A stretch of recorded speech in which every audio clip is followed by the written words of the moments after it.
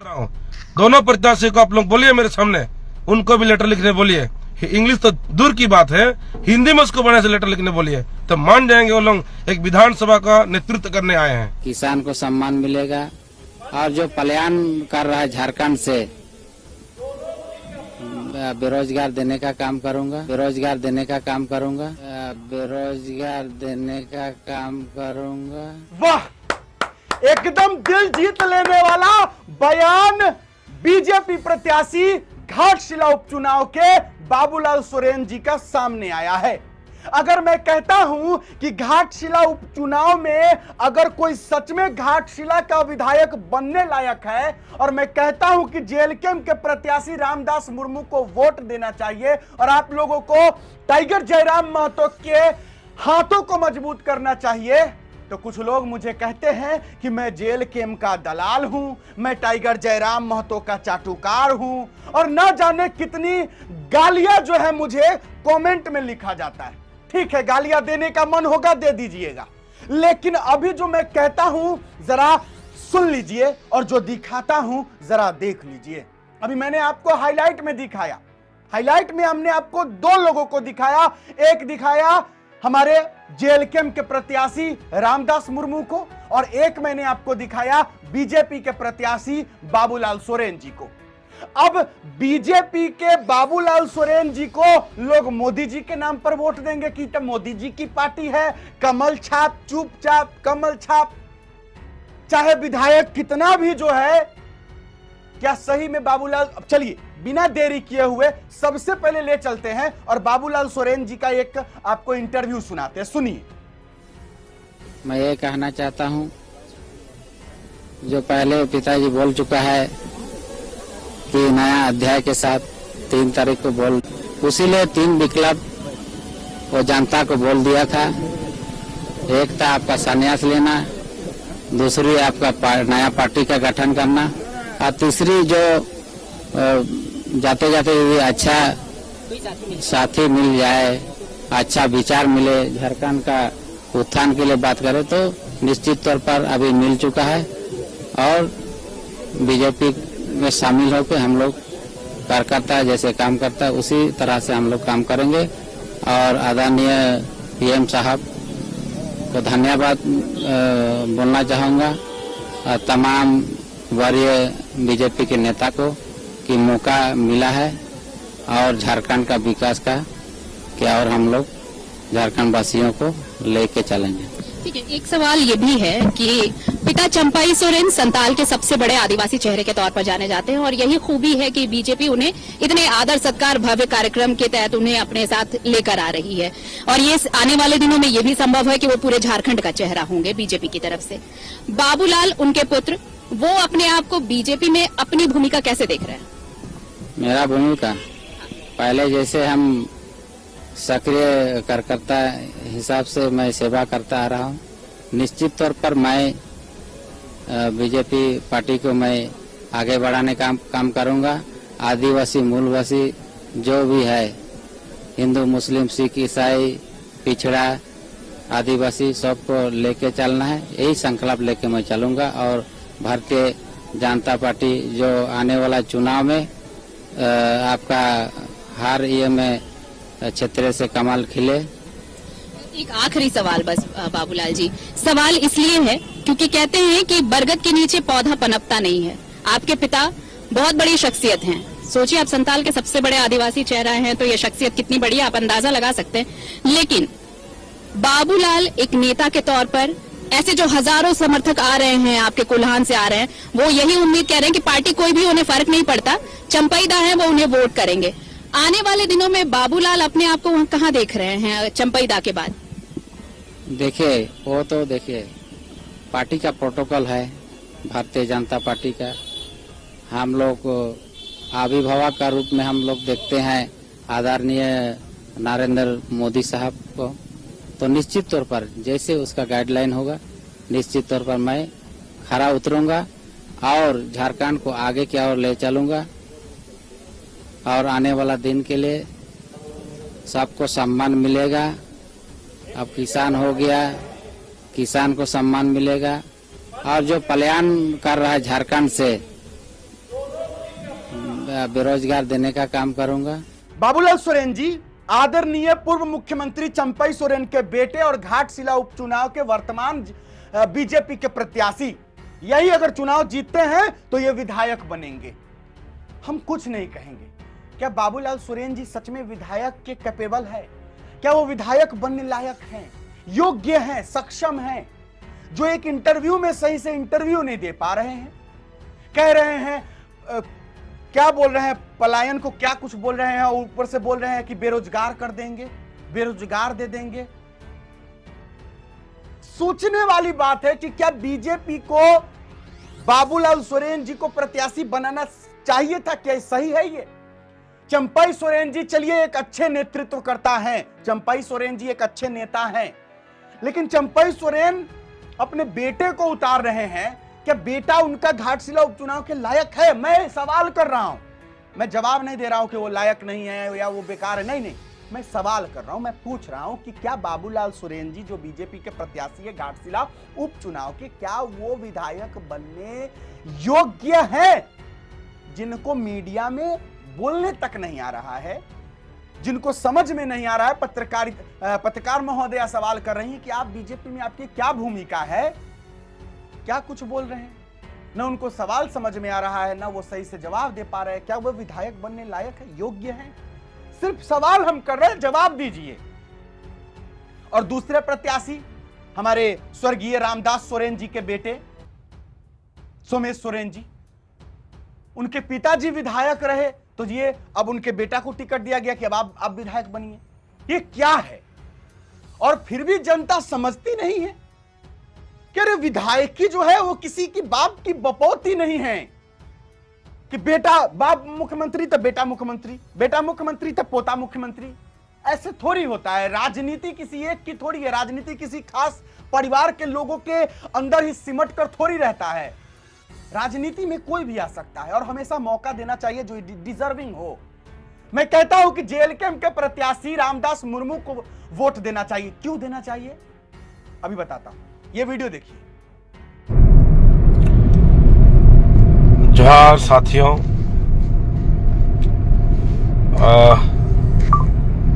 जिस तरह से पिछले दिन हमारा जिस दिन नॉमिनेशन फाइल हुआ, उसी दिन हम और टाइगर दादा ने स्कॉर्पियो के छत पर चढ़ा था और जिसको लेकर के पिछले दिन तुरंत जो है डीसी नोटिस भी कर दिया था कि नहीं, ये मोटर एक्ट का उल्लंघन है, ऊपर में चढ़ने का नियम नहीं है। इस तरह का करके जो है एक सोशल मीडिया में जो है डीसी के द्वारा जारी कर दिया जाता है और बाकायदा चारों तरफ सोशल मीडिया में ऐसा छा गया कि मानो जेएलके में कितना बड़ा गुनाह कर दिया। ठीक है, आप सभी को भली भांति पता है कि इसके पूर्व भी कई सारे राजनीतिक दलों ने, चाहे सीएम का बात हो या कोई भी हो, यहाँ पर गाड़ी में चढ़ करके उन लोगों ने भी प्रचार प्रसार किया है, लेकिन इस तरह से नोटिस किसी ने जारी नहीं किया है। तो उसका जवाब हम लोगों ने पूर्ण रूप से दे दिया है और आप लोग देख सकते हैं मेरा आईडी पर हम लोग कल जो है उसके लेटर को हमने भिजवा दिया है। और चूंकि सोशल मीडिया के माध्यम से हमें ये जानकारी दिया था कि इस तरह का ये उल्लंघन किया है, उस पर स्पष्टीकरण मांगा गया था और हमने जो स्पष्टीकरण जो है पूर्ण रूप से हम सोशल मीडिया के माध्यम से भी दिया, क्योंकि सूचना हमें सोशल मीडिया के माध्यम से दिया गया था और लिखित रूप से भी हमने अनुमंडल कार्यालय जहां पर रिटर्निंग ऑफिसर का ऑफिस है वहां पर भी मैंने डाल दिया। तो यही है कि नेक्स्ट टाइम से जो भी राजनीतिक दल होंगे अगर इस तरह का लोग भी काम करेंगे तो मैं आशा करता हूं उपायुक्त महोदय आप भी इस तरह सोशल मीडिया से भी आप लोगों को जानकारी देंगे कि फलना पार्टी के जो भी होंगे उसको आप देंगे ताकि सभी को मालूम चले। और उन सभी पत्रकार महोदय और जितने भी सोशल मीडिया और जेएलके पार्टी के जितने भी विरोधी आप लोग जिस तरह से इसको गलत मैसेज फैला रहे थे, जयराम महतो को नोटिस किया गया, और जयराम रामदास मुर्मू को नोटिस किया गया। इन सारे चीज़ों को लेकर मैं आप सभी से यही बोलना चाहूँगा कि सोशल मीडिया में जो है हमने जो इसका रिप्लाई भी डाल दिया है, उसका आप लोग अभी डालिए कि एक प्रत्याशी जो है कैंडिडेट बना ये रामदास मुर्मू जी आप ही हैं क्या? जी जी रामदास जी मुर्मू, हाँ ठीक है ना, उधर क्षेत्र है, एंट्री कर लीजिए। हाँ ठीक है, छोड़ देना, हाँ बहुत बढ़िया है। तो ये सोशल मीडिया में आप सभी को आप लोग भी जरा दिखाइए कि जिस तरह से जयराम दा को आप लोगों ने इतना शॉर्ट टाइम पर एक गलत तरीके से इतना बड़ा ये कर रहे थे, जिस तरह से एकदम मनो कुछ ऐसा घटना घट गया जो पार्टी के विरोधी काम करने लगा, नहीं क्या ऐसे काम करने लगा, इस तरह से नेगेटिव पॉइंट ऑफ व्यू से जो प्रचार करते नोटिस। अरे राजनीतिक में नोटिस आम बात होता है, राजनीति में नोटिस करना कुछ ऐसा होता है, हर चीज में नोटिस होता है। आचार संहिता उल्लंघन में कुछ थोड़ा सा हो गया उसमें भी नोटिस, और कुछ भी चीज में नोटिस होता है। तो तमाम पत्रकार सोशल मीडिया के जो लोग हैं, जो इस तरह को आप लोग ऐसा लग रहा था कि ये नोटिस बहुत बड़ा गुनाह कर दिया है, उसको आप लोग छापिए कि रामदास मुर्मू जो है उसके जवाब डीसी महोदय को और चीफ इलेक्टोरल कमीशन को एंड बाकी जितने भी जो है वो उसका लेटर एक अंग्रेजी माध्यम इंग्लिश में लिख करके उसका जवाब भी दे दिया है, उसको आप लोग हाईलाइट करिए। मैं ये भी मैं बता दे रहा हूँ कि इतना अगर है आप लोग रामदास मुर्मू का अगर आप लोग बदनाम करने का साजिश रच रहे हैं, तो मैं आप लोगों को चैलेंज के साथ बोल रहा हूँ, दोनों प्रत्याशी को आप लोग बोलिए मेरे सामने, उनको भी लेटर लिखने बोलिए। इंग्लिश तो दूर की बात है, हिंदी में उसको बढ़िया से लेटर लिखने बोलिए, तो मान जाएंगे वो लोग एक विधानसभा का नेतृत्व करने आए हैं। इसलिए सभी से निवेदन है, आप लोग किसी भी पार्टी को इस तरह से बदनाम ना करें और सभी को समान और एक से देख करके आगे बढ़े। धन्यवाद, जोहार। आपको पता होगा टाइगर जयराम महतो जी के साथ रामदास मुर्मू जी स्कॉर्पियो के छत पर चढ़े थे, जिसको लेकर के डीसी महोदय ने नोटिस जारी किया था। उसको लेकर के जवाब देने के लिए डीसी जमशेदपुर महोदय ने कहा कि जवाब दीजिए, 24 घंटे के अंदर आपको स्पष्टीकरण देना होगा। उसको लेकर के यह स्पष्टीकरण जो दिया गया है, जरा देखिए किस लैंग्वेज में लिखा हुआ है। साफ साफ, to the returning officer RO Ghatshila 45 ST east Singhbhum Jharkhand, date 23 October 2025 regarding to giving clarification related to letter number 72. Respected sir, with due respectfully I beg to say I am Ramdas Murmu from jail camp party on the date of nomination filing on the मैं कितना ही पढ़ूंगा, क्या आप पढ़ सकते हैं, इसका मतलब समझा देता हूं शॉर्ट में।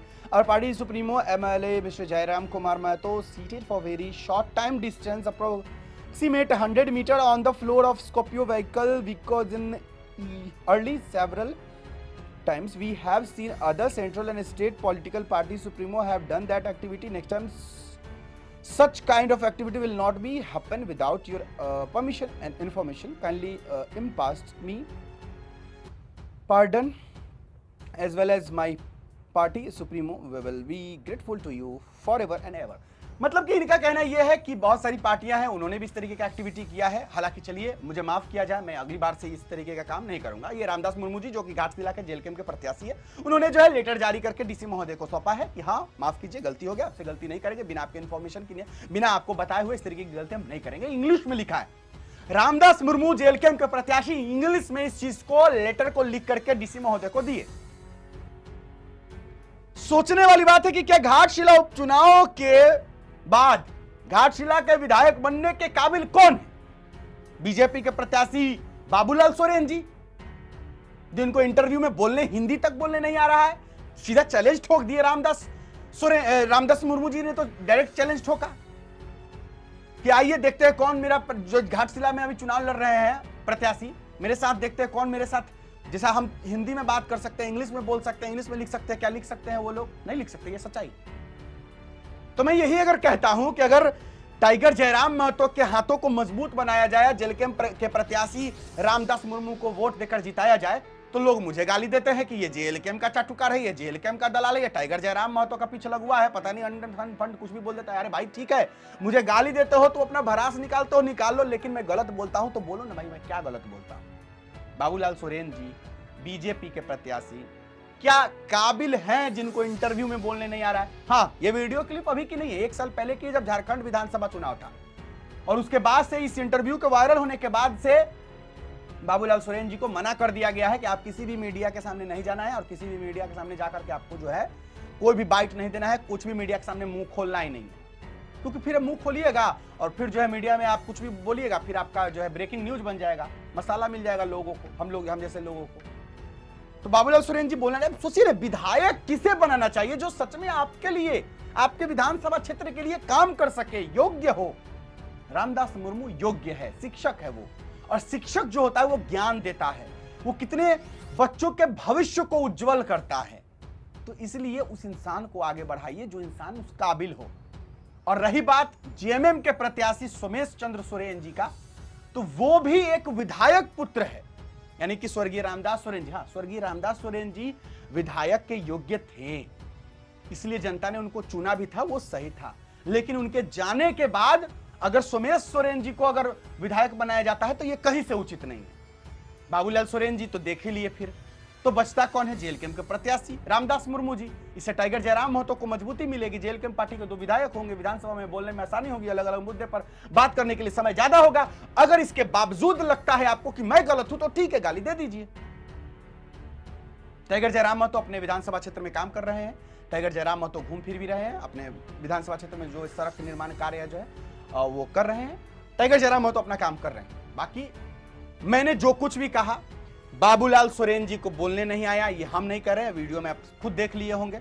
और नोटिस जो भेजा गया था उसको लेकर के रामदास मुर्मू जी ने स्पष्टीकरण भी दे दिया, इंग्लिश में लेटर लिख करके दिया।